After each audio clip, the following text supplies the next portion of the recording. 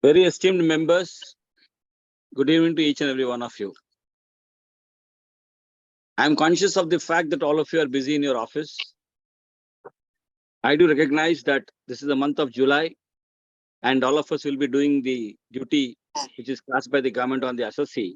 And naturally, the SSC comes to the chartered accountants to fulfill their direct tax compliance requirements. Even in this particular busy season, many of you have logged in for this particular session. I very heartily thank you. And on behalf of the committee, I welcome each and every one of you. I recognizing the imposing and towering presence of our Honorable Vice Chairman, CA Charanjot Singh Nandaji, one of our mentors in the committee. I also welcome him and thank him for his continuous guidance and support. To the Speaker, Prakash Kulkarni ji, thank you, sir, for sparing your valuable time. Heartiest welcome to you. I am confident that your session will be certainly path-breaking today. And to our moderator, Ashima, you're a very young chartered accountant, and it's nice to know that you're on the portal of the institute today. Welcome to you, and to our secretariat, who are leaving no stone unturned to ensure that our committee is very active. I thank you and I welcome you all. I now request Nandaji to give a brief overview of this particular program today. Over to you, Nandaji. Thank you very much.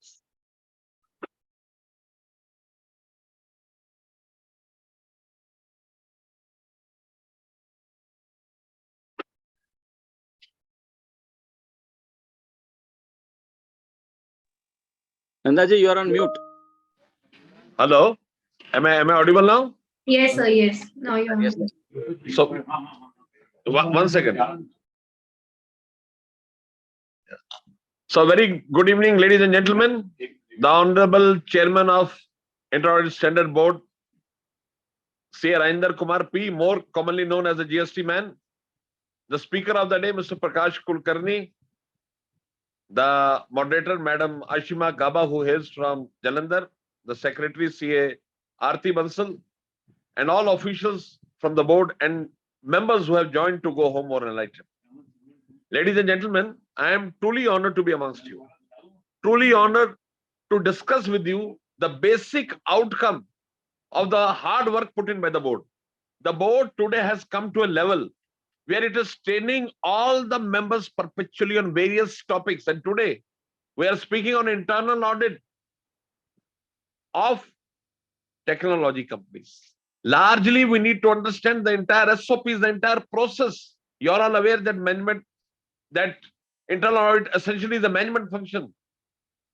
An auditor has to report either to the board or to the audit committee, as the case may be. But how better you are able to add value, you are able to bring before them. You are all aware that risk appetite is of the management, but to highlight what is the level of risk which has to be undertaken and how to use that, how to leverage that calculated risk for creating value and worth for membership at large. We could not find anything better, any person better than Mr. Prakash Kulkarni, who has led his life into internal audit, and he shall guide you on the ways how internal audit and the process have to be very religiously synchronized and observed for conduct of the right environment and, more importantly, the internal audit function. Ladies and gentlemen, I am reminded of a couplet. You know, I am in the habit of saying couplets, and I will end by the couplet. The couplet says, "Baatein kahin se bhi shuru ho, khatam mulaqat. Baatein kahin se bhi shuru ho, khatam muskurahaton pe honi chahiye." So, wonderful chairman, wonderful speaker, wonderful support people, Aarti and Ashima, and wonderful audience. I am very confident this webinar is going to be very successful. So over to Madam Ashima for her further proceedings. Ashima, the dais is all yours now. Thank you. Thank you, Nandaji. Thank you for that inspiring thought. Ashimaji, I welcome you and leave the floor to you for further conducting of the proceedings. Thank you so much, sir. Thank you, Nanda sir. Thank you, Rajinder sir, for such grateful efforts and sparing your time for us. So, good evening, everyone. Today, we all have gathered here for a webinar on internal audit procedure in digitalized market. So, it's my honor to welcome the speaker of the webinar, Mr. speaker of the webinar, CA Prakash Kulkarni ji. Mr. Kulkarni ji is a chartered accountant as well as a cost accountant. He is a certified DISA and CISA holder. He is associate with GD Apti and Company from 1st April 1988, that is from last 35 years. He is also a past president at Information System Audit and Control Association. I welcome with a great heart to you, sir. Now I would request Prakash sir to take over the webinar. Sir, you are on mute, Prakash sir. Yeah, thank you, madam, for kind words. Thank you, Rajendra Kumar ji and Charanjot Nanda ji. It is privilege to be with the members of the institute, and C. Aarti Bansal also plays a very important role in coordinating all this along with Ashima. So I will start my presentation. Allow me a minute to just.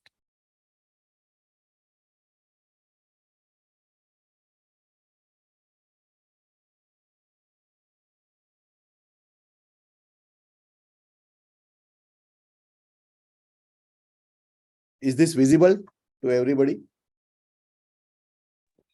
Yes, sir. Yes, sir. This is visible. So, so the topic for the day is internal audit of procurement function in digitalized world. So focus will be on procurement function. As all of you know that procurement costs vary between say 50% to 70-80% in any organization. They spend on materials consumption. So that is very important aspect to be covered under internal audit, and how we can cover risk and save money on procurement, by which we can optimize our profitability. And this procurement function has changed a lot in digitalized world. So what is the role of auditors in this digitalized world, that we will deliberate in the time to come today. The outline will be evolvement of procurement function. We'll spend some time on that. Then difference between digitization and digitalization. We use the word digitization in a great way, but digitalization is something different from digitization. Then how procurement function is carried out by companies, which we are supposed to audit. We'll spend some time on that. And internal audit of that function, how we can carry out, and what are the risks involved, what are the methodologies, tools available, etc. We'll deliberate on that. So first we will talk about evolvement of procurement function. Earlier days, it was called purchase department, purchase function. Procurement was coined later on, maybe 80s or 90s, this word was coined. Earlier it was only purchase department or materials department. And in pre-computerization era, maybe before 1985, 84, 85, when personal computers were introduced in India. Before that, it was all manual. All the companies were maintaining all the documents and records, everything manually. So what was the process followed? This communication to the vendors was made by post initially, by sending whatever document is prepared. It was moving by postal department. Later on, it started moving by courier, and messages, urgent messages were given on telephone calls. So this was the medium of communication. All of you know it has changed drastically now. Data and documents of vendors' products were maintained physically in the files or in the registers. Purchase register was maintained in the hardbound purchase register form. Inquiries were sent, quotations were received on paper form, either handwritten or typed. Those who have got typewriters in a better way, medium and large companies, they were sending typed quotations. Otherwise, it was even handwritten. And they were relayed by post courier, as we thought, as we have seen. And later on, some large companies started using telex, and then fax was introduced in 1990s or so. Then communication was made by fax. Then comparative analysis of quotations. This was prepared on sheets manually, on rule sheets. Purchase orders were either written by hand, or they were typewritten on the manual, on the typewriters, and these were transmitted to suppliers. Goods receipt notes or material receipt note, what we called JRN or JRIR, they were prepared by hand using pre-printed GRN bound books. And our elder members must have audited these GRNs and purchase orders, which were manually prepared. Purchase invoices were either written in hand or typewritten. They were received from vendors and they were processed. Bill passing activity was carried out by purchase department or accounts department. All these three documents were collated, compared, and three-way matching was done. Payments to the vendors was made by checks and they were sent either physically in person or they were dispatched by post or courier. So this was the purchase function, way in which purchase function was carried out. And whenever auditors were visiting any company, they were given all these documents, files, register, etc. And this three-way matching of purchase orders and GRNs and purchase invoices was carried out manually by the auditors. And other documents also were being verified by internal auditors, like say quotations, comparative analysis, etc. So entire audit was in paper form. Later on, the process remained the same. Computerized environment was introduced in India. Some large companies started in maybe in 70s also, but majority of the companies started when personal computers were introduced in India after 1984. So what was the computerized environment that time? Standalone systems were used for procurement function, inventory management functions, finance function. They were not integrated, and so they were not talking to each other. And each system was in separate silos, and data transfer normally was not taking place. Data of vendors, materials, products, etc. that also was maintained in computers. Purchase orders were generated from system, and printed purchase orders were sent to vendors, and copies were maintained by purchase department. Comparative analysis, GRNs, etc. that were also prepared in system. Purchase invoices were printed and from vendor system, and they were given to the companies. So audit was same way carried manually. Some data was available electronically, but majority data was again manual. After 1990s, ERPs were introduced. Initially small ERPs, later on SAP, Oracle, large ERPs were also introduced, and they started managing various business operations, and a lot of integration of data started taking place. ERP was handling ERP like say SAP or Oracle, that was handling all the functions like say production planning, vendors management, procurement, inventory management, sales and distribution, logistics, finance and costing also were integrated with these functions. So whenever data was entered by or recorded in ERP by one department, it was available for use by other departments. So integration of data started taking place. Purchase requisition, purchase orders were generated from ERP, later on in electronic form also, and transmitted in electronic form. Approvals were given online, so there was not necessary to sign a purchase order by the approving authority. It was signed online. Comparative analysis was prepared in ERP itself.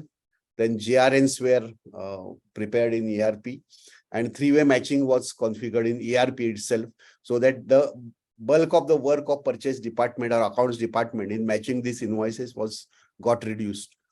And variety of audit areas were done by internal auditors as well as statutory auditors by use of ERP. So this procurement function has evolved in say from 1900 to today's date of 2023. Initially, it was called purchase function, then it was called procurement function, of which we are going to talk about. And of late, it has been titled as supply chain management, because it includes both purchase side as well as sales sides, and distribution also, distribution of the activities. Of course, we are not going to cover distribution activities at present in today's lecture, so we'll confine to procurement function. And what are the important components of this procurement function? Mainly, we have seen the process of procurement, which is very important. Each business activity consists of process, and it has to be properly followed by company's officials. So people are going to execute the process. So next important step is people. So people will execute the process, and while doing this, they will generate documents and data. that will be handled by the electronic system or any manual system. So these are three important components of any system: process, people, and documents and data, as well as it is component of procurement system also. Now, when we understood this procurement function in a nutshell, we'll just discuss about what is digitization and digitalization. Digitization, we read in newspapers that digitization, government is also digitizing its records, including land records. All the RTO records are now in digitized form, and we can go to the website of the government web portal and download all the data. So government is converting its existing data and documents from paper form or analog form to digital format. And this has increased the efficiency in accessing or retrieving data and documents. So we are not required to go to RTO office and ask for our license. Some data we can download from that website also, or even apps have been given on our mobile. This is digitization of documents. And digitalization is a wider concept than digitization. Digitalization is the use of digital technology to change a business model and provide new revenue and value producing opportunities. It is the process of moving to a digital business. All of us are, even our family of finances, we are managing now in a digital way. We are not withdrawing cash from ATM, most of us, and we are making payments through GPay and other modes during last 10 years. So we are using digital technology for our day-to-day operations also. Likewise, all the companies, they have digitalized their operations also in procurement. How they have done, we'll see in the subsequent slides. So digitalization moves beyond digitization, and it leverages digital information technology to entirely transform a business process and collecting and analyzing data on a real-time basis. That has helped to do the business in a very fast and efficient way, error-free way. And we are all knowing the benefits of this, and we are all also enjoying benefits of this. So this research of one association, it shows that 79% of the companies still use spreadsheet in supply chain planning, and less than 25% say that their supply chain plans are integrated with companies' manufacturing, procurement, sales department. So companies also still have to go to a long way in totally digitalizing their records, but they are moving fast in this direction. Now, how this digital transformation of any activity, including procurement function, has taken place. Instead of manual procurement activities, what we saw in pre-computerization or pre-personal computers area, now e-procurement is taking place. How it is taking place, we'll see in a subsequent slide. So government also has moved from normal tenders to e-tenders and e-procurement.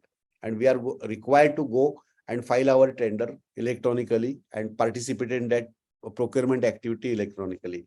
As a chartered accountant also, many of the banks who are allotting concurrent audits and other assignments, we are required to submit our applications in electronic form, and no paperwork is involved in that. Document submission is not required. So e-procurement is increasing in all the areas, all the activities, all the companies, all the spheres. Other technologies are also being used.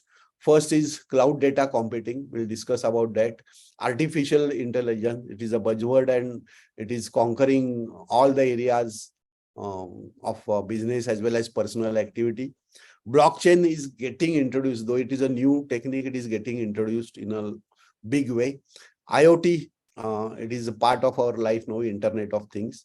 Quantum computing is a scientific method, so it will come in some way. Robotics are being used mainly in manufacturing or distribution operations in large companies like Amazon.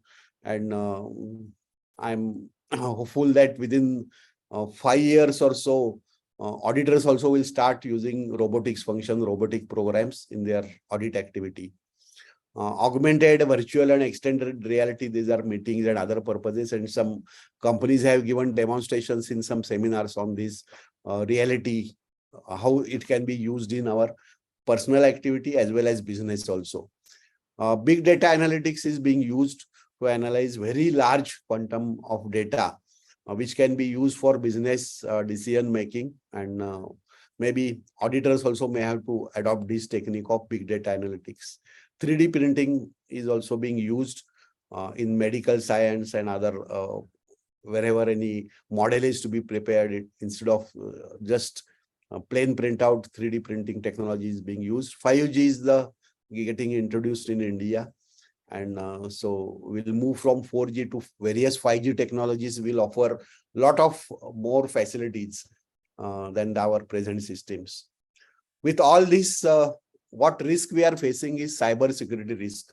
I will not talk about cyber security risk in this seminar. It is not the topic of the day, but in all the newspapers, every day we see one news that so-and-so person has been duped, or so-and-so company has been duped due to cyber attack, and his password was stolen. This thing has happened. Somebody has lost 2 lakh rupees, 4 lakh rupees, whatever, and the amount is also increasing. So cyber security risk is part of our life, day-to-day life. Similarly, companies also are supposed to face this cyber security risk, and internal auditors have to play a role in this area. So IoT, how it is getting used, and internal auditors also will be required to use these IoT devices. These devices monitor the supply chains, physical machinery, equipment, vehicles, products, etc. So this can be monitored by IoT technology. Drone is the example. Drone is being used during Corona period. Many auditors also used drone was used to physically see whether stock is existing in the particular godown, which is remote from the auditor's home or auditor's office. Office, of course, we are not attending during particular months. So drone technology was used, and they at least saw that some stock is there. It may not be countable at that time with the drone technology, but physical existence of the stock and godown was also could be verified by auditors. Inventory, warehouse, asset management, logistics, tracking mechanism. Tracking mechanism has improved a lot, and whenever we buy any vegetable also, it is being tracked, whether it has been dispatched from our vendor, where it is in the transit, and when it will reach our home. We know all due to this tracking mechanism of all the courier and other companies who are transmitting these products from vendor's location to our location. So all this has become possible because of IoT technology, that is IoT, Internet of Things. And auditors have started using this, and they will use in a big way in days to come. Cloud computing, of course, all of you are aware. I did not talk much on this. All the applications have become cloud-based. Instead of maintaining data on our office and on server and taking care of that, all the data is put on very large scale servers, which are managed by these companies, various companies. You know the names of the companies. So our data is at a central place, maybe in our country, sometimes in other countries also. And of course, it can be kept in other countries subject to the rules of the nation, rules of the country. So even applications are hosted on cloud applications. And so any company or even chartered accountants, they are not required to maintain own servers in the offices and maintain that establishment and carry out maintenance and all these activities. So most of the procurement automation tools offer cloud-based data storage. There are a lot of varieties of ERPs and other tools available for procurement function. I will not talk much about that. They are available. Information is available on net. We'll talk about functions, but not the particular tool. So all these tools are now cloud-based. We are not required to purchase an application or take the application on lease and install it on our server or our desktop. That is not required. It will be cloud-based, available cloud-based. Artificial intelligence, we are also facing we are getting the benefits and facing the drawbacks of artificial intelligence. Even if we go to Google and give some search, every day it will keep on bombarding you whether you want this. If you search for a hotel reservation in a particular hotel, it will give 10 choices every day whether you want to travel and go to this particular hotel. So that is because of artificial intelligence. It will store that in the memory, what search you have given, and keep on giving lot of information, bombarding a lot of information upon you with these artificial intelligence tools. They are being used widely in business, also in procurement function. Functions like demand forecasting, scheduling maintenance of activities, detecting anomalies in products, optimizing cost. It is very important for the management, managing inventory. This artificial intelligence is being used. So earlier, we have to see the reorder level, whether the inventory has come to reorder level, and then we have to place order, prepare order for next batch of our consignment. That all is getting managed by artificial intelligence tool available in the procurement ERPs. Big data analytics, lot of modern tools are available, like say predictive analytics, risk analysis of various functions, data mining. So last 10 years data is available wherever required, and it can be used. Slice and dice analysis. We will not talk much about that because we want to concentrate on proper procurement function. See, all these new technologies, they are available now, and they are being used by companies and auditors, statutory auditors in some way, and internal auditors in a big way should at least know this technology. What is this technology? What for it is being used, and how it will impact our internal audit function, whether auditors can make use of this technology and make use of the reports generated out of this technology, whether they can be used for audit function. That is the role of the auditors. Now, what are the benefits of these various automated functions? There are a number of benefits. I have listed only a few. Increasing transparency of operations. Earlier, many of the operations were not transparent. Now, the concerned employees of the company, they can see the operations, what purchase orders have been placed, what is being ordered, what is being received. It is available in the ERP, and the concerned employees can see it. Access can be given on need to know basis. This transparency is available. Otherwise, all this information was kept in the files, and which were available to only particular person. They will be kept under lock and key of the person. Same technology is being used, but seniors can see it anytime. Earlier, whatever documents hard documents were kept in file, that person has to take out the file and give it to his superior. But now the superior, his senior, can see this information anytime, at any moment, by logging into ERP from his home also. So this increasing transparency of operations has taken place. Reducing human errors. Whatever repetitive functions have been computerized, human errors have been minimized. We can say that they have been brought down to zero. Otherwise, earlier, whenever manually invoices were being prepared, it was prone to errors, which were again being checked by internal auditors or other persons who were passing the bills, maker and checker concept. Checker was checking whether the invoice has been prepared properly. But in computerized systems, these errors have been 100% removed, we can say. Very less chance of such errors. Reducing cost, optimizing cost is the important function for the management. In case of direct materials, even if cost is reduced by 0.5%, that will directly add to the net profit of that any organization. So reducing cost is always an endeavor of any management. Automizing tedious tasks. Some of the tasks we cannot perform manually. We cannot collate the data. It will take a lot of time. Data of inventory on hand, and what is our reorder level, what can be ordered, from whom it is to be ordered. All this data can be automized, and ready-made reports will be available from the ERP. We can analyze the data. Say last 10 orders, they were placed with which supplier, whether same supplier, at what price. All this data can be available at the push of the button. Otherwise, manually taking out this data from files, it is a very tedious task. So all these tedious tasks have been automated now. Competitive edge, those who are doing it efficiently, they have edge over others. So you can do the business effectively and efficiently, more efficiently than your competitors if you are achieving this competitive edge. Eliminating transaction disputes.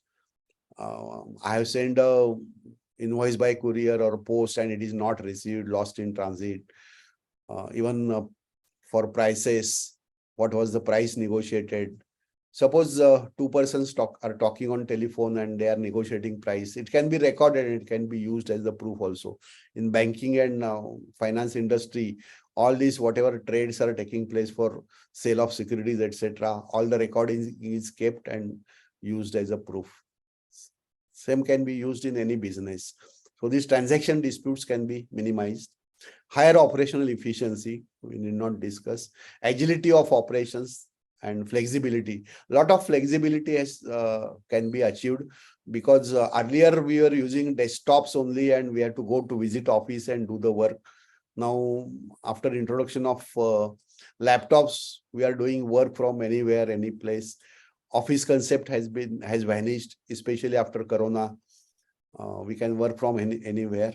And now that has come on our in hand also. Mobile apps have been developed for all the applications, and these mobile applications, with the mobile applications, we can enter the data, record data, take photographs, and do the activities from any place. So this flexibility as well as agility has been possible with these automated functions.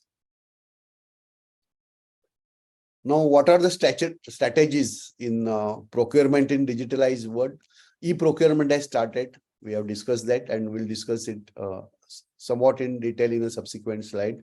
Electronic data interchange. We have seen that pre-computerized area, physical invoices were sent by post or by letter by courier to by the vendors to their customers. Now, invoice will be generated by ERP and automatically it will be sent by email to your customer. That is also, in my opinion, it is a past technology. Blockchain will come into place for electronic exchange of data. So that will be parked in a distributed ledger. By using distributed ledger technology, it will be parked on the server and the customer has to come and take those invoices.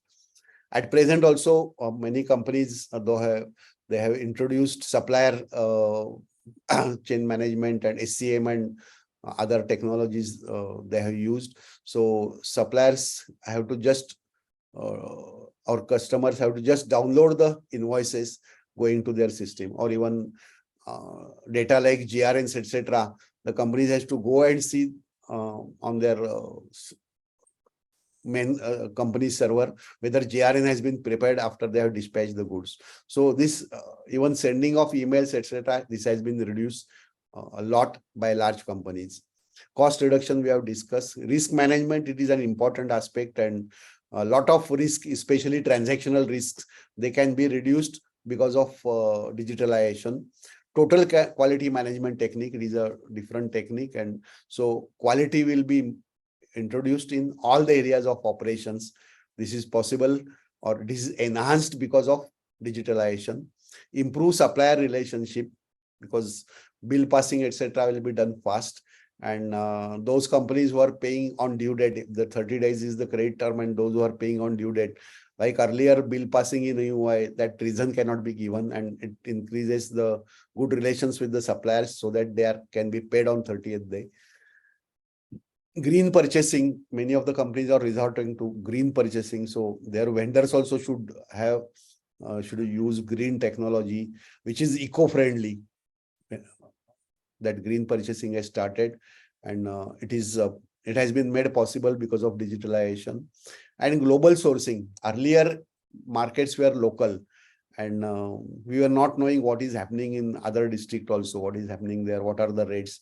But because of digitalization, even the farmers know what is the rate available in the nearby district and at what rate they should sell. All this information is available. And large companies, of course, they have gone for global sourcing. Many companies are doing national level information. They are collecting at what rates they are available, what are the prices in the country. All this data is shareable because of digitalization. Now, procurement function varies from company to company depending upon the nature of the company, nature of industry in which the company is operating.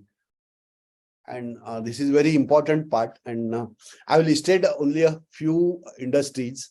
Not all of them cannot be listed here. There are some basic companies like say basic products, industrial, like say steel, cement, petroleum products, other metals. These are base industries on which all the other companies depend. Then one large sector is manufacturing sector, automobiles, chemicals, pharmaceuticals, engineering products, fertilizers, textiles, plastics and polymers, electronics. This is a very short list.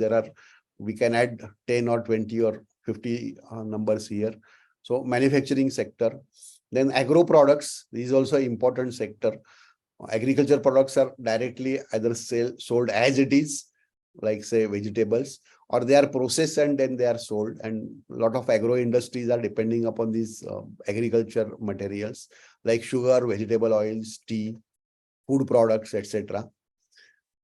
Infrastructure sector is a buzzword nowadays, and India is making a lot of progress due to increase or efficiency in infrastructure sector, like say electricity generation and distribution, roads, which is given thrust by the government. All better roads are being made available. Housing, which is also thrust area, thermal power stations, solar power, ports, airports, etc. These are infrastructure sectors. Services sector, which is very important. I have missed IT in this: transport, logistics, hospital, education, hotels, warehousing, media, and IT. These are services sector. Finance sector is also very large sector. Banks, insurance, both life and general, NBFCs, credit rating agencies, and all other services which have not been listed. Trading also is a big industry. We can say retail industry, jewelry, household products, and a lot of companies are coming into this retail trading. So these are various industries, and all of them are handling procurement activities. So the procurement activity and nature of materials to be procured will depend upon type of his industry. And internal auditor of any particular company has to see in which industry the company is operating. So what materials they are procuring, and accordingly they have to prepare their audit program. So understanding this nature of materials to be procured, it is very important. If we take the engineering industry, they may be buying the steel as their base product, so base material. So how steel is being sold, who are manufacturers of steel, what are the prices, how price mechanism takes place, how it is distributed, where steel is available, all that auditor should understand. Similarly, for each industry, they have to understand what are the basic materials required for this and how they are being dealt with. So entire audit program will depend upon the type of industry. We cannot deliberate much on this because it is a big topic.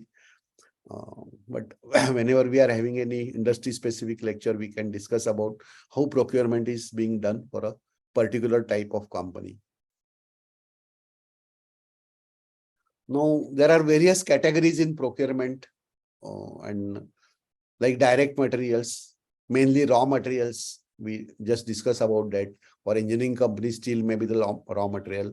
They're also buying various bought out components, ready-made components. They are fitted in the assembly of the product directly. There are primary packing materials. They're important in food and pharmaceuticals, which is the important part in their products. And there are variety of indirect materials. I have listed only two: consumable stores, secondary packing, etc. These materials are not forming part of the product directly, but they are essential for manufacturing any product. So auditor is supposed to, internal auditor is supposed to do audit of direct materials. This is one important category, and indirect materials. And he has to understand what are the requirements for all these separate various categories, and he has to draw the audit program accordingly. Subcontracting has an important function, especially in automobile industry, infrastructure industry, etc. So subcontracting, and it is different from purchase, but in this it is grouped under the same category of purchase because that cost is included in the purchase cost. So subcontracting is an important activity. Similarly, services are being procured by all the companies, either directly for manufacturing. Some of the processes will be outsourced and these services will be obtained, like say steel, some of the processing of the steel like annealing, etc. It may have been got done from outside agencies if the company does not have that much capacity. And similarly, other functions, miscellaneous functions for office purpose and factory purpose also outsourced by the companies. Capital assets is a separate area. There will be a capital budget whenever expansion is taking place or replacement of machinery is taking place. Capital assets will be procured. So these are broad categorization of procurement activity, and any internal auditor has to understand significance of the materials being procured under each category so that he can carry out that audit function. Then what are the objectives of procurement audit? Why it is being done? As we discussed, the procurement cost varies from say 40-50% to 70% in various companies, and it is the important part of the total product cost. And whenever the company even achieves 0.5% or 1% saving in the procurement cost, it will directly add to its bottom line on year-to-year basis. So that is the main focus, one of the main focus areas of the procurement audit.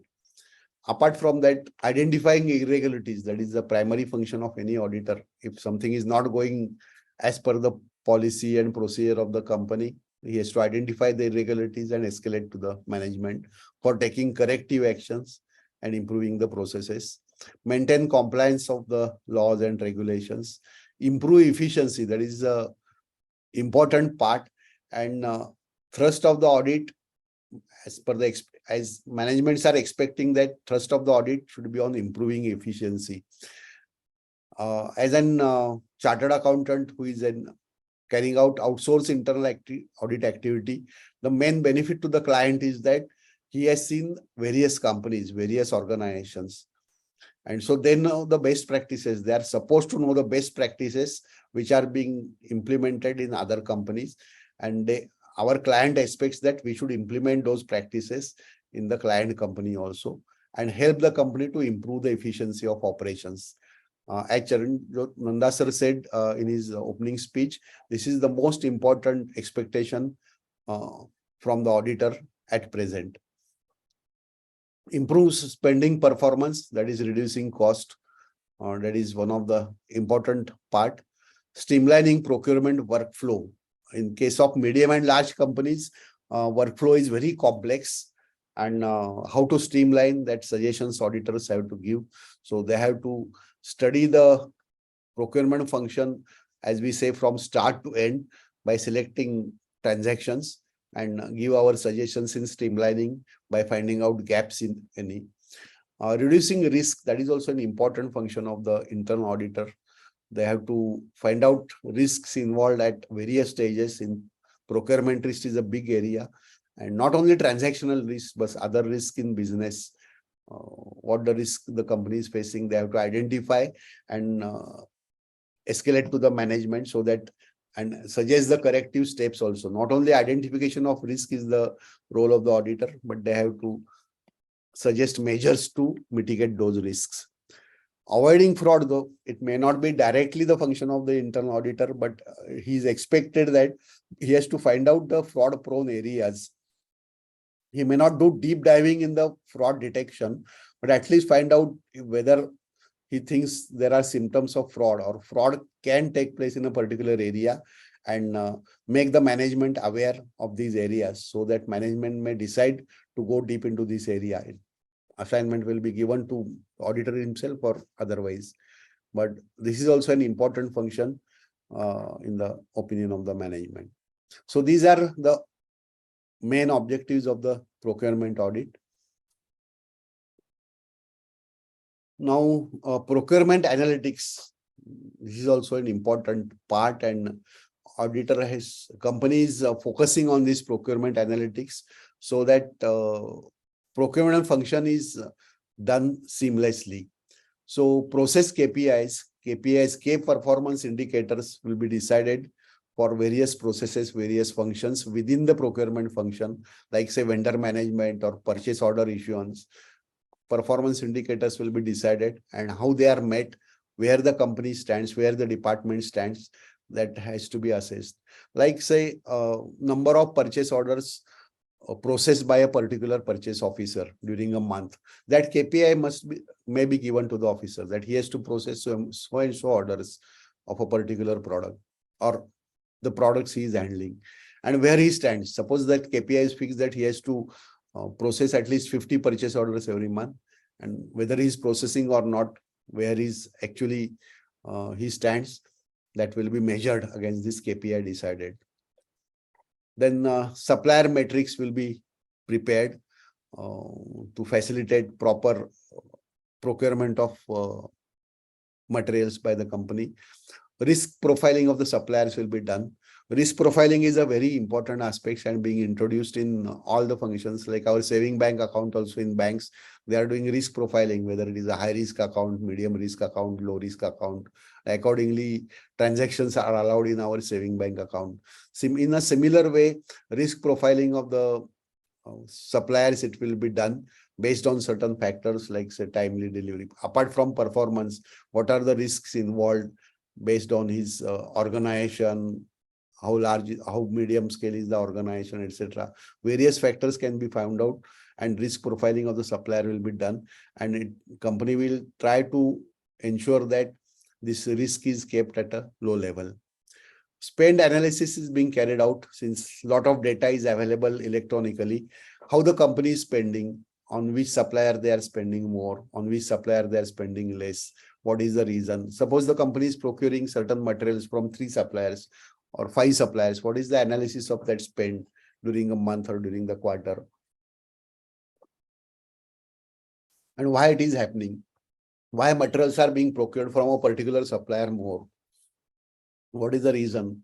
Suppose price decided for all the 3 suppliers is or 5 suppliers is the same, then why preference is given to a particular supplier? This can be found out from the spend analysis.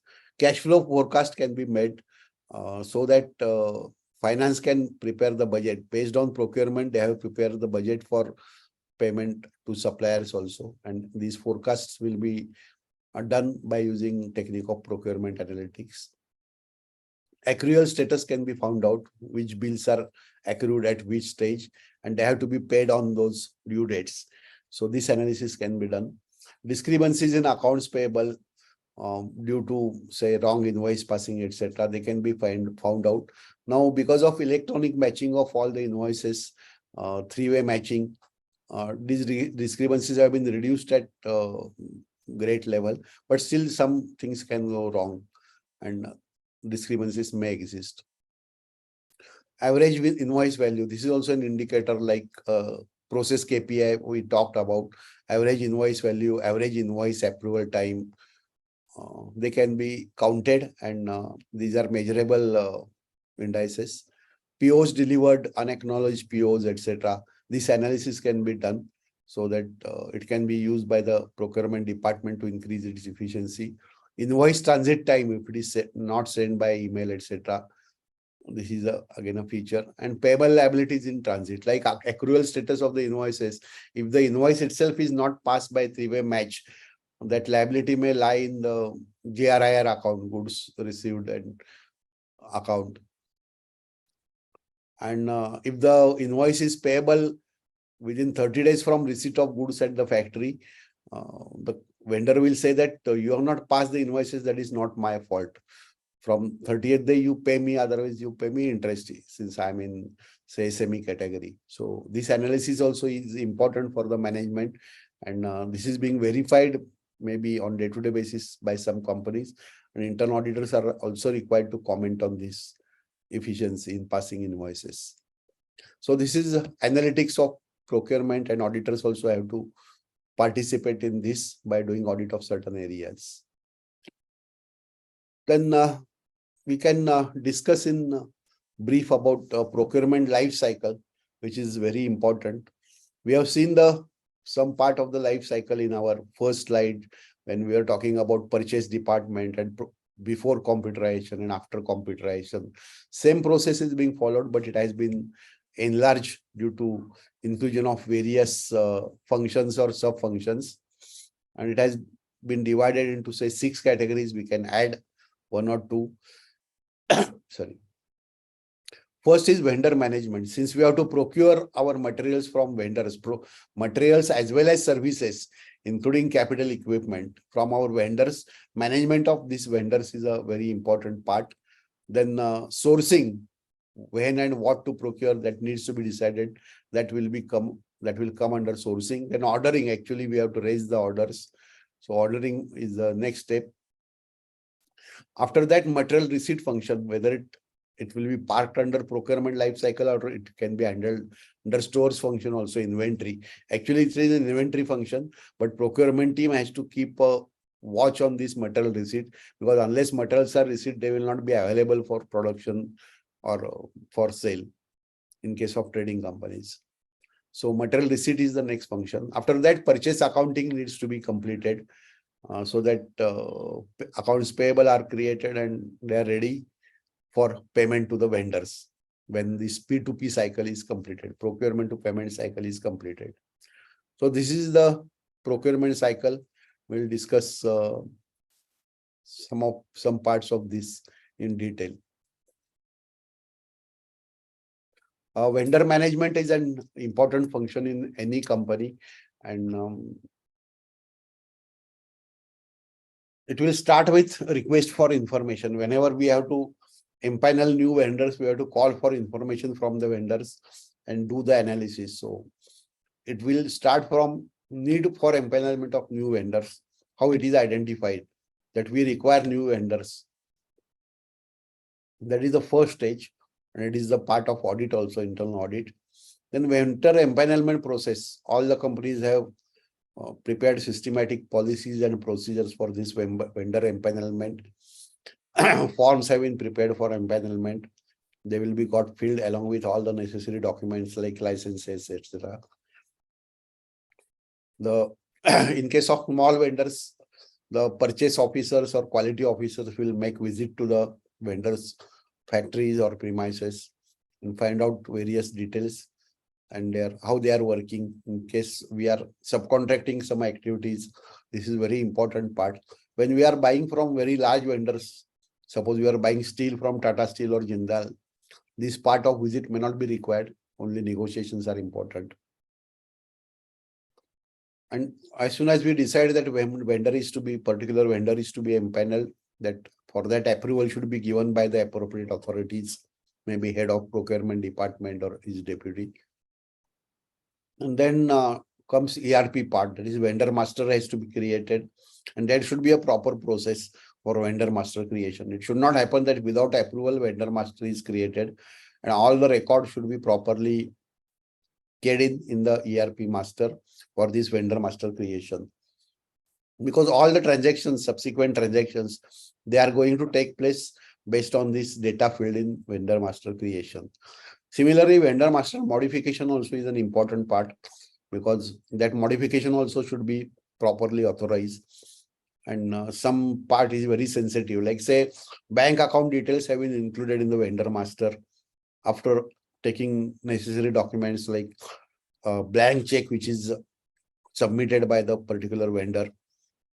Based on that, and after vendor's proper authorization that this is my bank account details will be included in vendor master. But whenever they are required to be modified, again it should be properly approved, and authority letter of the vendor should be there that this bank account needs to be modified. And this is a very important area of vendor master modifications. If bank account details are getting frequently modified, then it is a matter of concern for the company as well as internal auditor should point out this. Then most of the companies are doing annual evaluation of the vendors of all categories. And especially medium and small vendors, this evaluation is very important because it will be carried out on various factors like timely delivery, quality of goods, percentage of rejection, price revisions, etc. Various, depending upon the type of materials being procured, various factors like this, they will be decided, and based on that, annual vendor evaluation will be carried out. Some companies have started quarterly evaluation also, and those who are having lower rating, they have been warned by the company to take necessary steps to improve their score.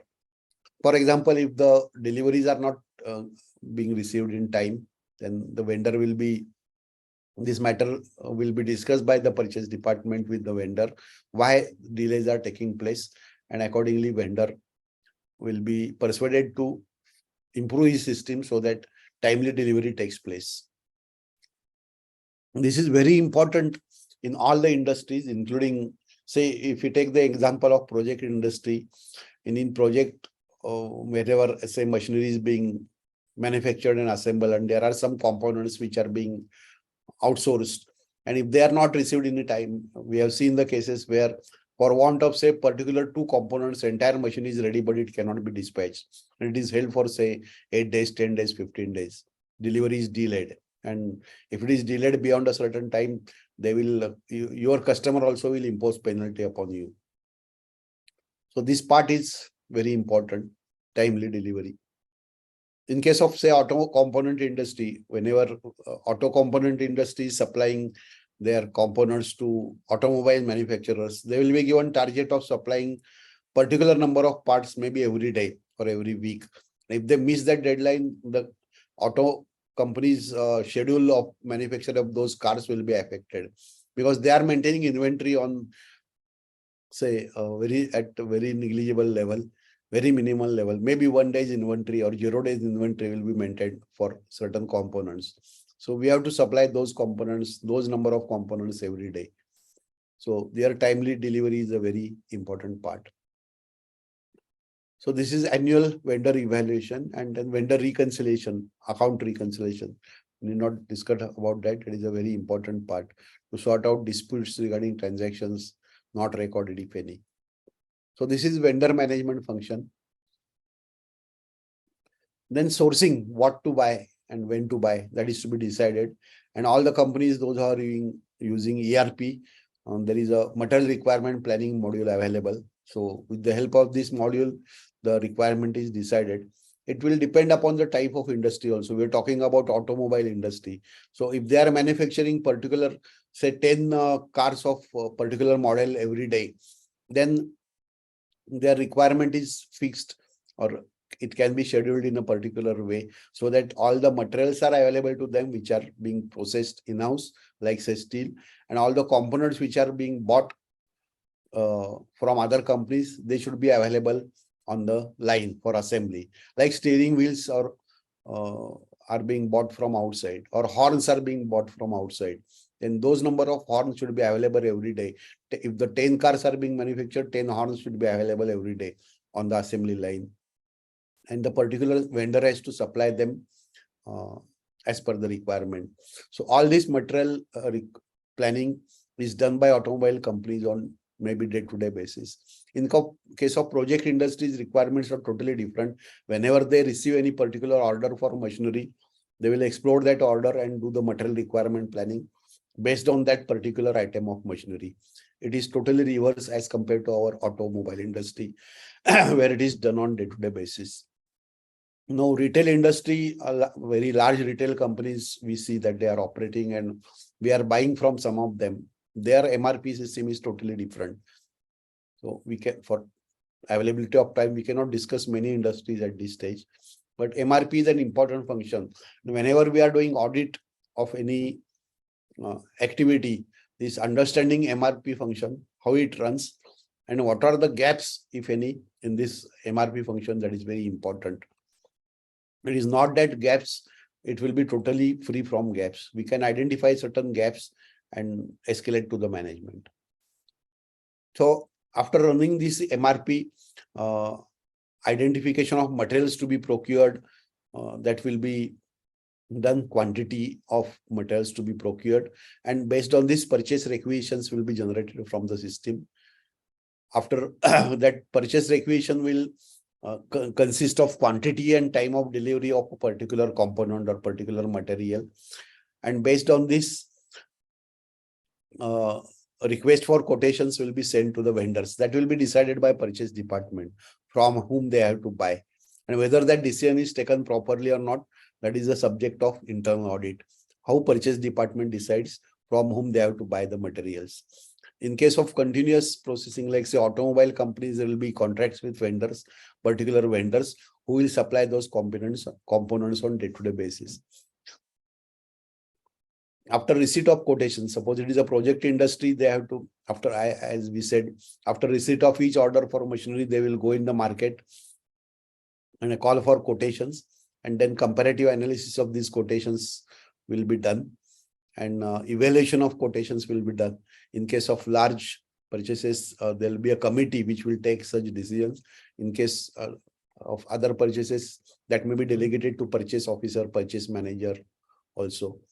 And based on this, negotiations will be carried out with the vendors, and various terms, mainly price, that will be negotiated, and final decision will be taken. Price will be approved, and it will be escalated to the appropriate higher authority who has got approval, who can approve that price. So this is the sourcing function, after which ordering will take place, ordering and follow-up of purchase orders. This is also an important area. Once purchase requisition is finalized and price is fixed, purchase order will be issued from ERP. Now, many of these functions have been also automated, but still internal audit has to see how these functions are taking place. Once price is fixed, order will be issued from system, and it will be communicated to the vendors. As we said earlier, they were sent by post, email, etc. Now, vendors can go to your system and download those purchase orders. That facility is given by big companies to their vendors also. So this manual transmission or email transmission is avoided. Once orders are given, follow for delivery has to be made by purchase department. Chasing has to be done. Some companies have appointed different officials just for chasing purpose. They are called chasers. So their role is only to chase suppliers for timely delivery of materials. In case of some of the companies, inspection of the materials will be done at vendors' workshops itself, so that rejection does not take place after the materials are received at the company's factory. So this process is also started to save time and cost of transportation. Then materials will be dispatched by vendors with intimation to the company. Either they will be collected from vendors or transporters, etc. Or in certain cases, door delivery, FOR delivery will be given by the suppliers. So this is ordering and material dispatch process. And we have to identify the gaps. We have to take the data for particular functions, identify the gaps, if any, and escalate that to the management. For example, purchase requisitions are being issued after MRP. So we have to identify which purchase requisitions are not converted into orders. What is the time gap and what is the reason? Why purchase requisitions are remaining outstanding? Similarly, why purchase orders are remaining outstanding? These are the audit areas which have to be covered under internal audit. Then material receipt function, it is a part of stores, but procurement also has, as I said, keep a watch on this function.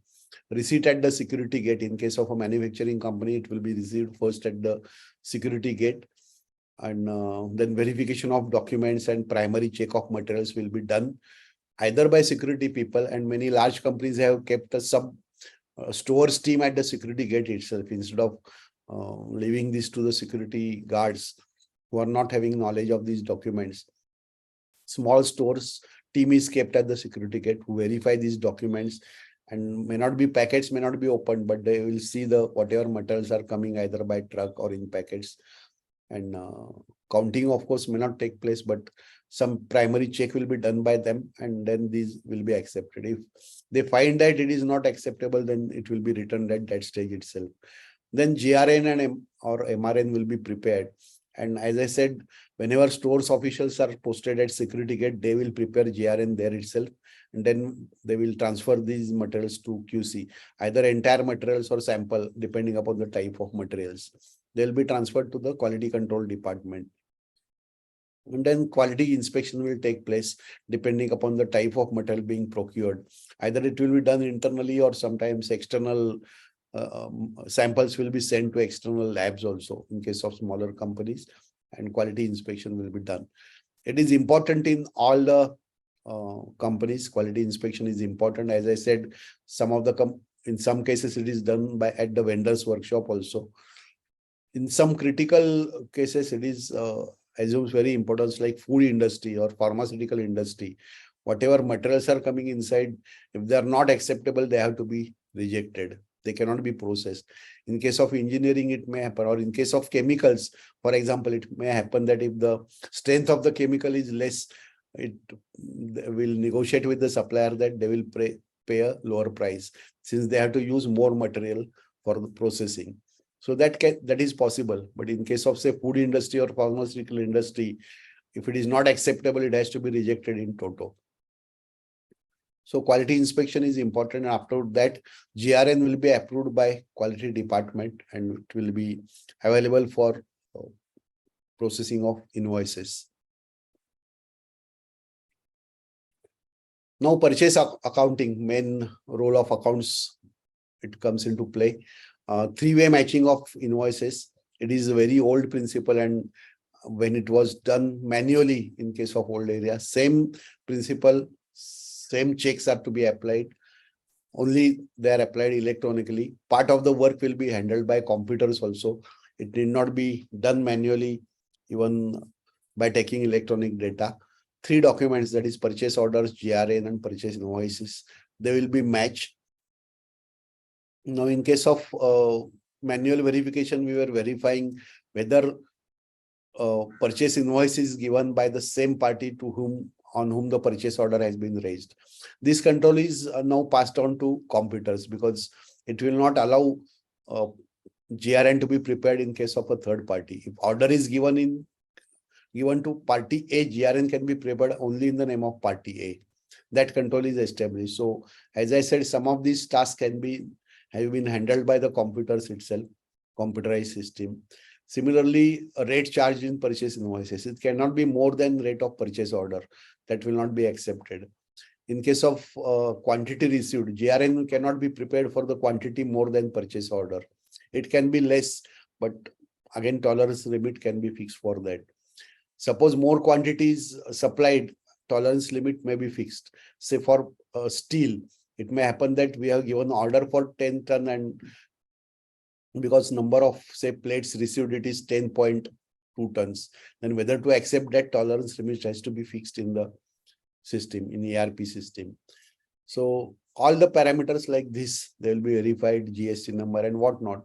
All these parameters will be compared for these 3 documents: purchase orders, GRN prepared internally by the company, and purchase invoice, which is an external document, and there will be various parameters will be matched, and bill will be passed for payment. It will be ready for payment.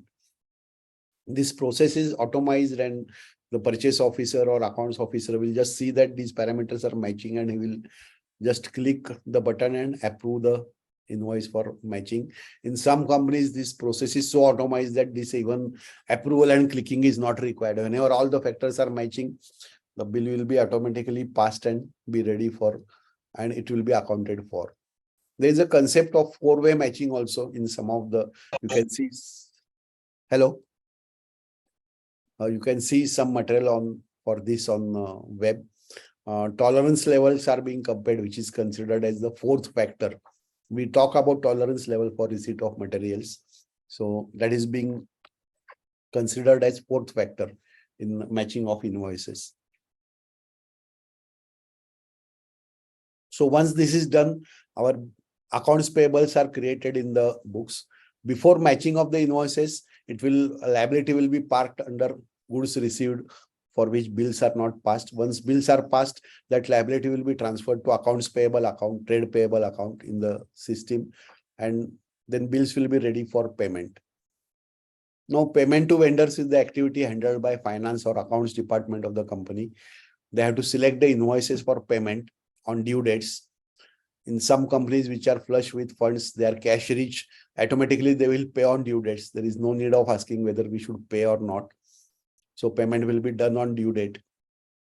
In some companies, they pay before due date also, since they have got sufficient cash available. So even if 60 days credit terms are decided, they will pay maybe on 30th day and take discount for 30 days, cash discount from their vendors. And vendors will be pleased if they want the cash immediately. So this can happen. In case of some companies, many companies after Corona, they are not able to pay on due date. That will be delayed. Payments will be delayed. In that case, first, that is selection of invoices for payment. That is important.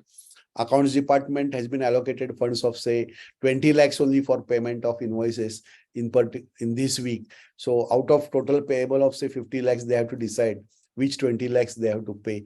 And this decision is taken in discussion with the purchase department based on priorities of purchase. So it is a very difficult task we have seen in the companies, or you may also seen in the companies, that allocation of funds for payment to suppliers is a big headache for finance as well as purchase department. Now, actual payment will be done by various modes. Earlier, good old days, it was payment by checks only. Now it will be done by internet banking, or payment of batch payment to the banks. Large companies, they are preparing batch of invoices to be paid to particular suppliers and transferring that data electronically to the banks, and banks are making payments on behalf of the company. The company is not required to pass even internet banking transactions. That is taken care of banks. Old method was payment by checks, and that is at very minimal level now.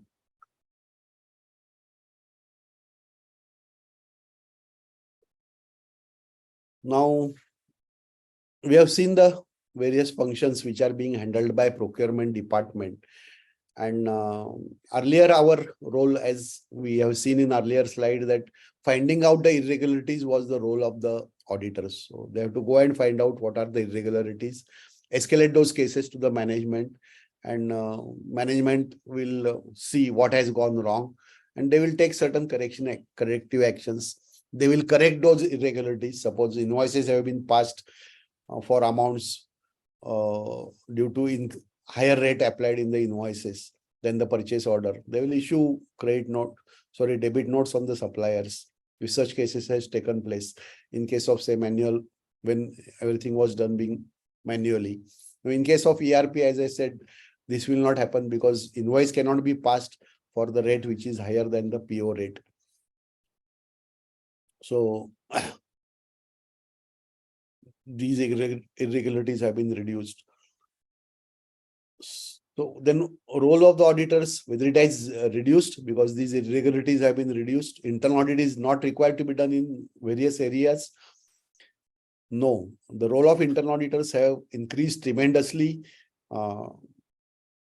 Even though ERPs have been introduced, most of the transactions are taking place electronically. Data is transferred electronically, seamlessly.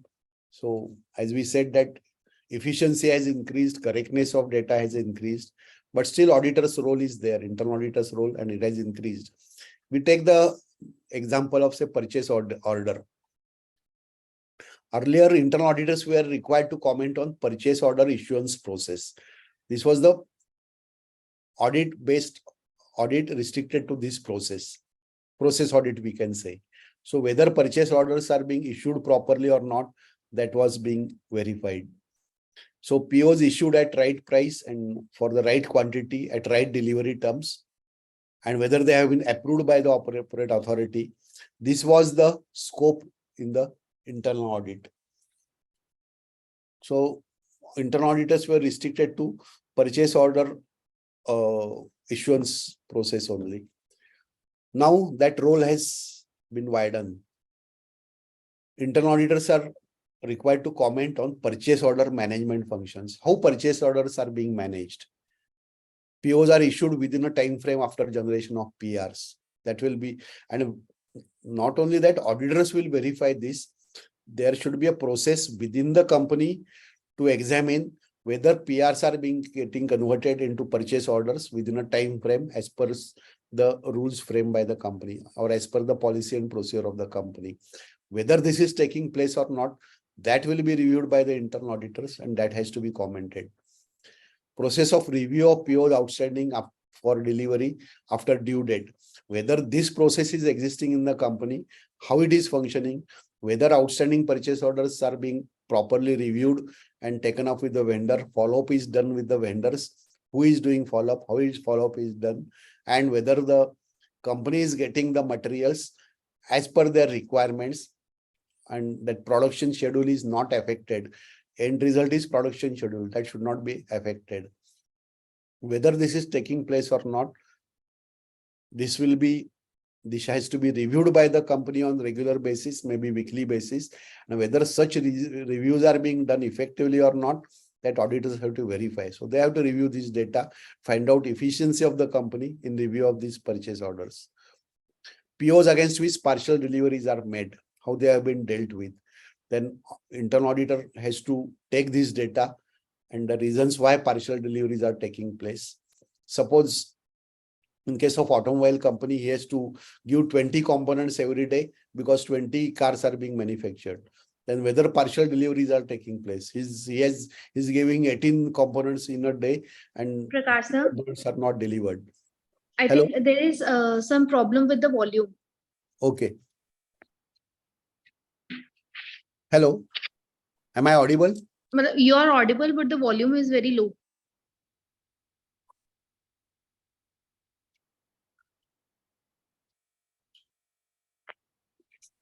Hello.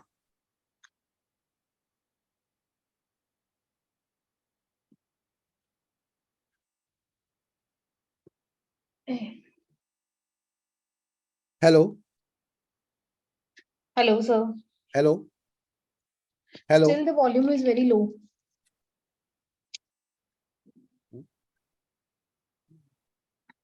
Just give me 1 second.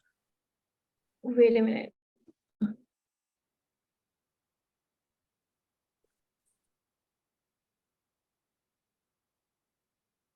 Hello. Done, sir. Yeah. Okay. So POs against which partial deliveries are made. Then price and delivery terms amendments. If prices are getting amended and delivery terms are also being extended frequently, this is an area of audit which internal auditor has to look into. So these are only a few features which I have mentioned. There can be a variety of features depending upon the type of industry in which the company is operating, size of the company, and automation of its procurement function.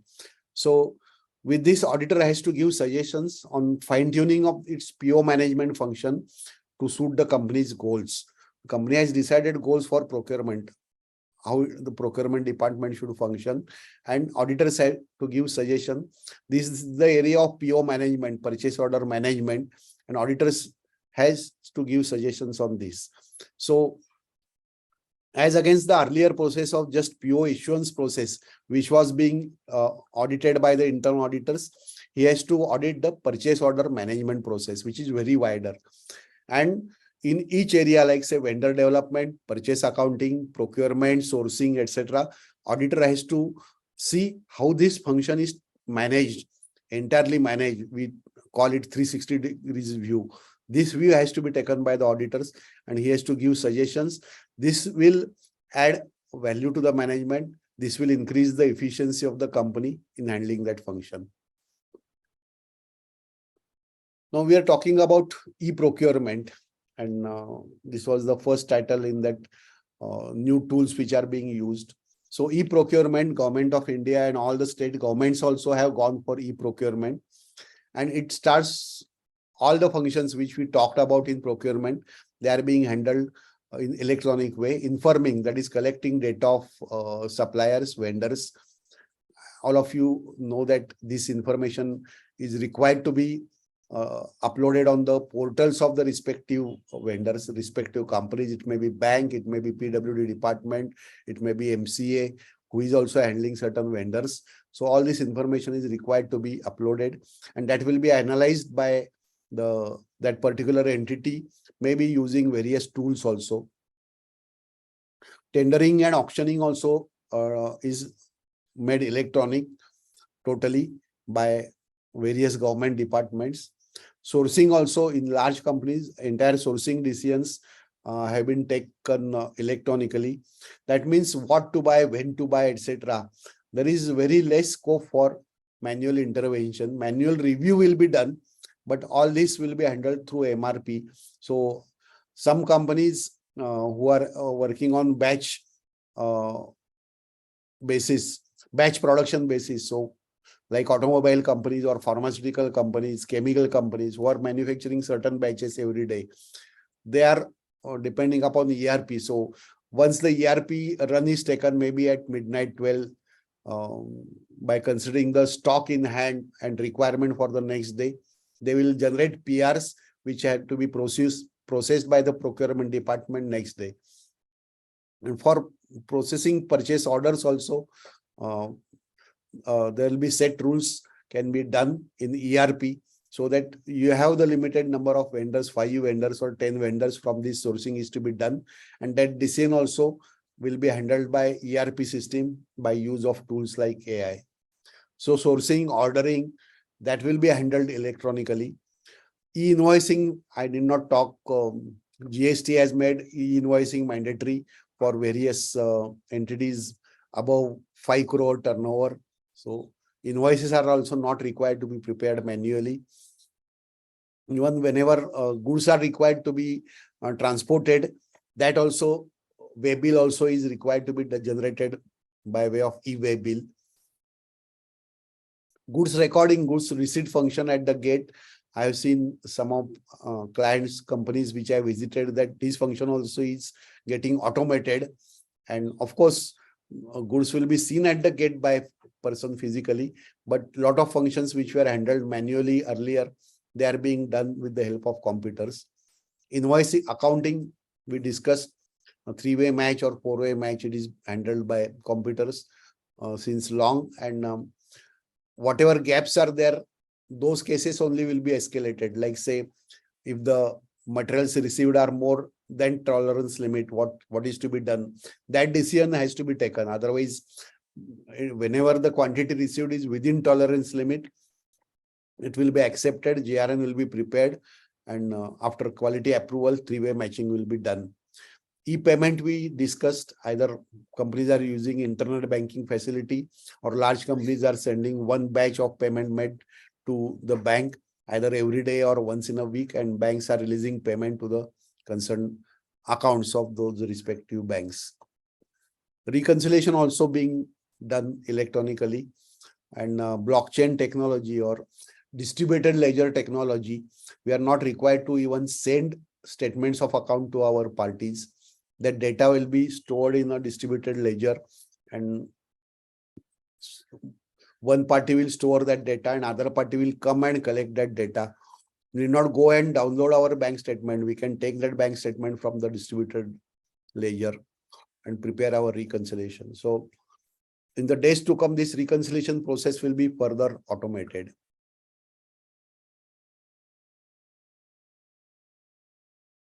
With all this automation, what are the risks in procurement department?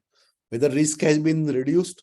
Yes, transactional risks have been reduced, but there are certain risks which are still, either new risks have come in place or certain risks have been escalated. We will discuss some of them, like say fictitious vendor creation. It may happen that the party is not existing, but vendor is created, purchase orders are issued, goods are received or not received, shown as received, and payments are being made. And this is happening. We have seen news items in newspapers that GST authorities are holding various companies and making them responsible because goods have actually not passed, and GST invoices have been exchanged, and false or incorrect IT secret has been availed by these companies, and they are being caught and punished also, or litigation has started against them. So whenever such things are happening, root or start of that is fictitious vendor creation also, vendor which is not supplying goods to the company. Then unauthorized vendor master modifications. This also has to be controlled, and internal auditor plays a very important part in this. It should not happen that bank account details or other details are being changed before certain transactions and modified later on immediately. So all this has to be kept watch. And the audit trail mandatory requirement, which has been introduced by MCA or under the Companies Act, will give at least data to the auditors what modifications have been done in vendor master, that all audit trails must be made available not only to internal auditors but also to the statutory auditors, and they are required to make comment on this. Request for quotation has been called from unapproved vendors. So vendor approval has not taken place, but he has submitted the quotations and given purchase orders. So vendor approval process has to be followed systematically before any RFQ mails are sent to them. Then unapproved purchase orders or purchase requisitions. This also can happen if there are ERPs tightly configured and properly configured and tightly controlled, then this will not take place unless it is authorized by the authority, appropriate authority. It will not be released to the party. Unauthorized terms and conditions are included in purchase orders. This can also take place whenever such terms and conditions are mentioned in say text column. Whenever it is coming as a field level, it has to be properly approved. But some of the conditions, especially in case of project companies, they are given separately. In case of contracts also, for which work orders are issued, general terms and conditions GC are being issued separately. So some of them may not be properly authorized. Unfavorable terms are negotiated with the vendors. So price negotiation gaps are remaining, and some unscrupulous people, they are taking advantage of this. It can happen. Possible disputes with the vendors. It may lead to disputes with the vendors, and they have to be avoided. Delay in ordering materials leading to disruption of operations. It is applicable to all the companies. In case of project companies, your machinery may not be manufactured in time and it will be delayed. In case of product companies like say automobile and pharmaceutical, which are operating in batch mode, that batch cannot be processed unless these materials are available. So that is very critical in these companies also. Adherence to contract not ensured leading to excess cost. So there will be, whenever it is a contract, there will be various terms, and suppose they are not followed by the vendor which is supplying the materials or goods or components, it may lead to excess cost. Dealing with non-performing vendors. This will come under vendor evaluation, which has to be carried out by the company very critically. And if the vendor is not performing properly, it will lead into additional cost and losses to the company. Inactive vendor code exists in the system and they have to be at least blocked. Subsequently, company may decide to do business with them. But if the vendor is inactive for a certain period, say 6 months, before doing any transaction with that vendor, appropriate authority should approve that such transactions can be carried out. So these are some of the risks in procurement function. There are variety of risks we cannot cover. It is a big topic. Risk management and risk analysis is a big topic and a separate topic by itself. Then data analytics. Auditors can carry out a lot of data analytics. Earlier, we have seen that all the records were manual, and many of our members who started in that working from that era, they were doing this audit manually, taking files of purchase invoices and GRNs and purchase orders and verifying that manually. Now all the data is available in electronic form, and auditor has to be an expert data analytics to carry out various activities. Like say vendor master data, auditor can carry out various tests, like say multiple vendors with same contact details, same PAN GST numbers. There should be reason to have such multiple vendors. If there's their GST numbers are different, multiple names will come, but with same GST number, there should not be any two vendor codes in the system. Duplicate vendor names that can be analyzed. What is the reason for these duplicate names in the vendor master? Unauthorized master changes, we discussed about that, especially in case of bank account. Masters with 40 payment terms. So as per company's policy, if payment terms are 60 days, that should be automatic. Or if there are say 3 categories of payment terms, 30 days, 60 days, 90 days, but somebody has created 15 days credit terms, then it is not correct. And if the payment processing is being made, he will be paid on 15 days. After 15 days, that should not happen. Then missing master information, address, telephone, email, etc. Many of the fields or all the important fields should be made mandatory in vendor master or product master. If it is not filled, if it is not mandatory and not filled, there should be a reason why it is not filled. It happens that some critical fields are data is recorded while creating vendor master, and they think that rest of the data can be recorded later on, and that remains as it is. Whenever we are doing audit of vendor master, we have seen that such fields have remained permanently blank, and company does not have this information on record. And whatever forms were obtained, they had gone into file and they are not available on day-to-day basis for verification. So this is an important part of a vendor master audit, which can be done through by using data analytics tools. Then similarly, materials master also, which is very important for procurement department, though it may be created by some other department like engineering department. Procurement department is the user of this materials master. So duplicate material codes or duplicate material description. Code may not be created duplicates sometimes if there is proper control, but for same item, 2 codes or more codes will be created with some minor difference in the material description. So there will be multiple records for such items. Redundant material and item codes. This can happen that code has been created, it is used for a certain time and then it has not being used. So like say vendor also, which is inactive, redundant material codes, if they are really not required, they should be blocked so that nobody can use them. Unauthorized changes to material codes, that should not happen.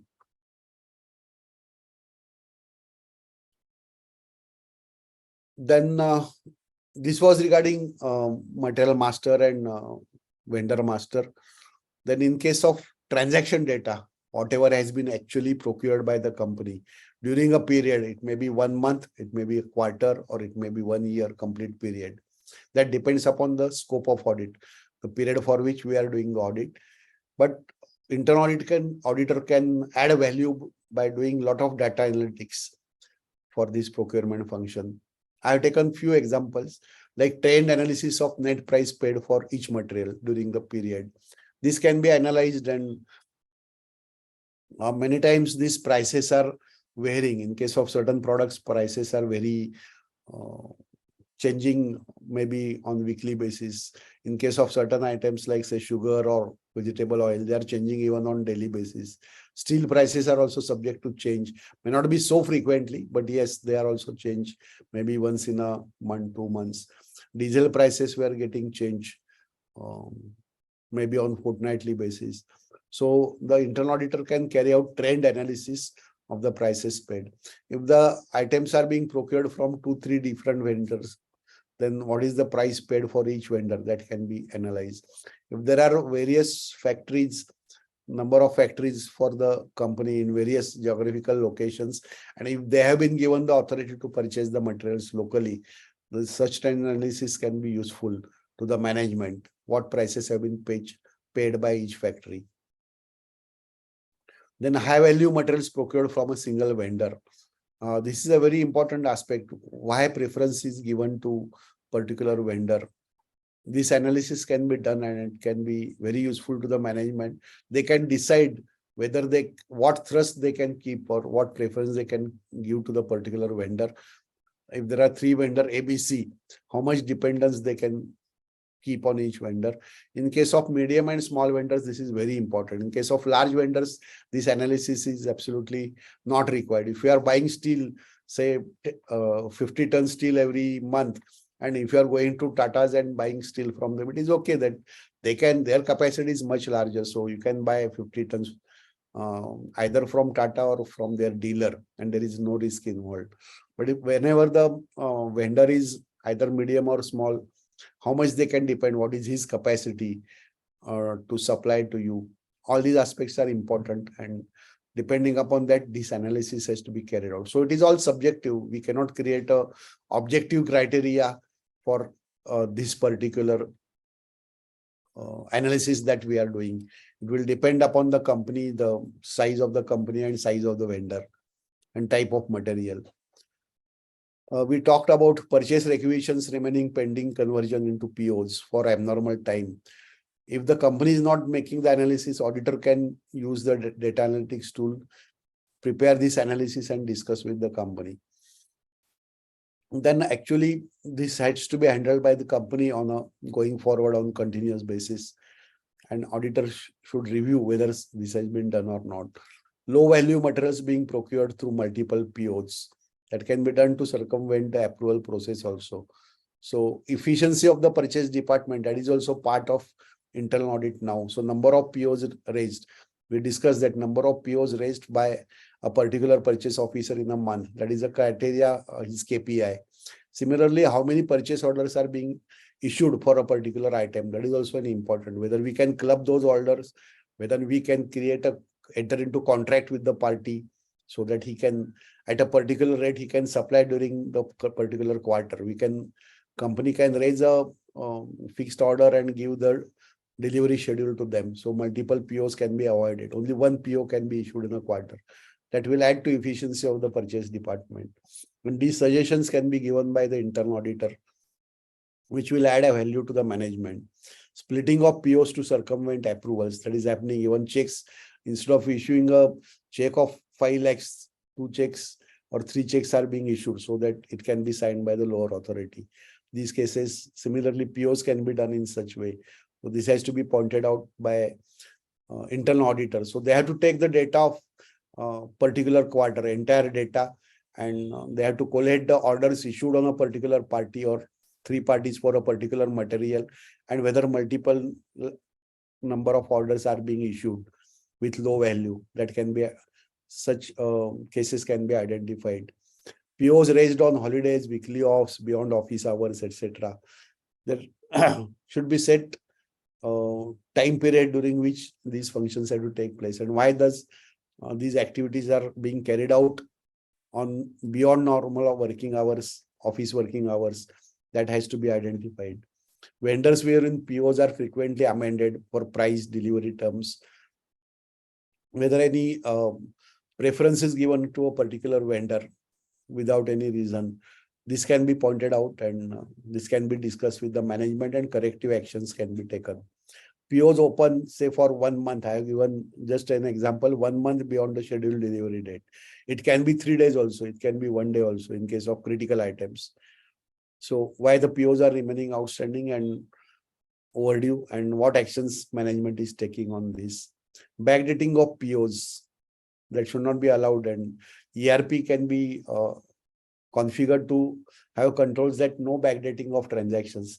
Value dating is done. If you have to record a purchase invoice for a backdated, value dating can be done, but no backdating of transactions. So these controls can be instituted. These are few examples of data analytics which can be done for procurement functions. There can be 10, 20, 30, 40 items of data analytics support which can be taken by the auditor for the procurement, internal audit of procurement function. It will depend upon the size of the company and nature of operations of the company and what data is available. I have 5 minutes more, madam. Hello. Yes, sir. Yes, you can continue. Yeah. Then what tools are available for audit, data analytics, and visualization? Audit through computers and audit through using the tools is a buzzword now. Days have gone when we have to just take the data in Excel and just manipulate it. We can prepare, use Excel, of course, as an audit tool. Data analytics has to be carried out with the tool, and data visualization is an important part. How you present the data, that is also very important. And gone are the days when you have to just write our comments in English and submit to the management with some numbers in the tables. So dashboards and other techniques have been introduced, and data visualization has become very important. I included only few tools here. Most important is Microsoft Excel, which is a spreadsheet software introduced by Microsoft. There are other spreadsheets also like Google Sheets, etc.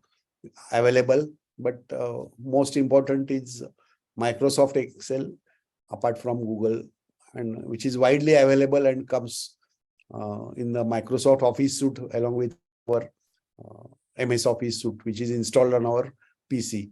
So it is widely available to everybody and widely used by people. We can automate certain part in this Microsoft Excel also. We can prepare macros and other commands. We can prepare, those who want to extend, they can prepare VB programs in Microsoft Excel and automate certain functions which are repetitive in nature. Apart from this, CADs are available, and our institute also has made available CADs to its members at subsidized price. So there are two popular CADs. One is ACL Audit Command Language and other is IDEAS. And institute has made available, I think, IDEAS to its members.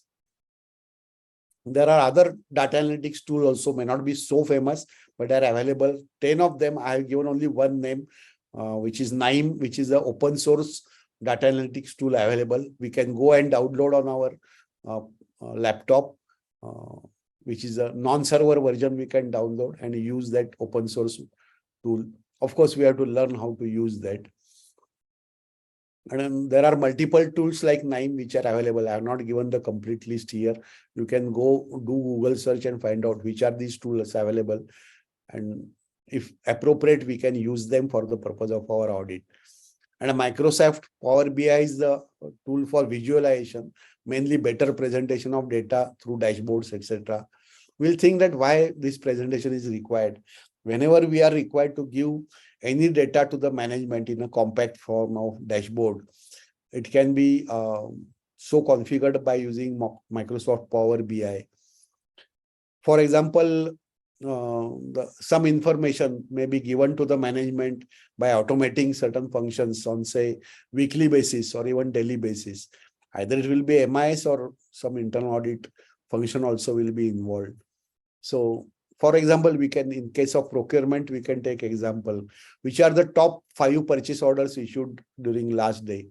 This is, of course, MIS. This is not part of audit, but that data will be available to the, say, top executives, managing director by way of a dashboard. And what are the top 5 pending orders which are not supplied for, say, last 15 days? This is the MIS, and that can be made available to the top management by way of a dashboard. And they can view this dashboard either on their laptop or desktop or even mobile, iPad, whatever tool they are using. So mostly on mobile, they can see these are certain dashboards. This information is being made available to them daily in the morning. And a lot of dashboards like this have been actually developed by the companies for giving some important information to their top management. So this is regarding tools which are available for internal audit function. I think that is the end of my presentation. And if there are any questions, audience can ask questions. Yes, sir. Thank you so much for your presentation. We have a query from Palam Banerjee.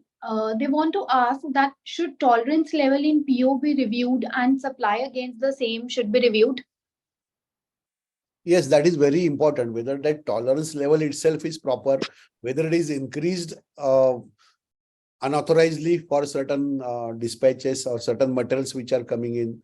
That is very important. It will change according to the nature of product also. Like steel which is being bought, Or iron ore, suppose companies buying steel scrap, there should be some tolerance level. It may not be more than say 0.5%. If it is kept 2%, then it will be very high. It depends upon the type of the product. Like say chemicals, tolerance level sometimes may be required to be kept at higher level, 2%, 3% also, because the weight or volume of chemical changes according to the temperature. So if the tanker is in the tanker, that particular chemical or even diesel is filled at 6 a.m. in the morning, temperature was less, and it is received by the company at say 2 p.m. when the temperature is high, and all the way on the road that tanker has traveled, then that quantity may be different. It may not. It has to be properly judged. So in such cases, tolerance level has to be kept appropriately, depending upon the nature of product which is being bought and type of the product. That tolerance level has to be fixed. It may have to be changed in the season also. So like say we have taken the example of chemicals. In the summer season, some different tolerance level may have to be kept. Winter level, it may be brought down. I have answered your query, sir. So we have one more query from Mr. Sumit Jain. Yeah. They want to ask that Power BI has a function of real-time updates in dashboard. No, I have not used so extensively. So sorry, I cannot answer this question. I have not used Power BI extensively, but it is an important tool. So you can either search and or consult an person who is using it extensively. Done, sir. Thank you. We are done with the queries. Yeah. Thank you. Thank you. We are incredibly fortunate to have the opportunity to learn from you. So I, on behalf of everyone, would like to extend my heartfelt appreciation for your time and knowledge. Thank you so much. Yeah. Thanks everybody for patiently. Thank you everyone for joining. Thank you. Thank you. Bye-bye. Have a nice day. Thank you, sir. Bye-bye. Have a Bye-bye.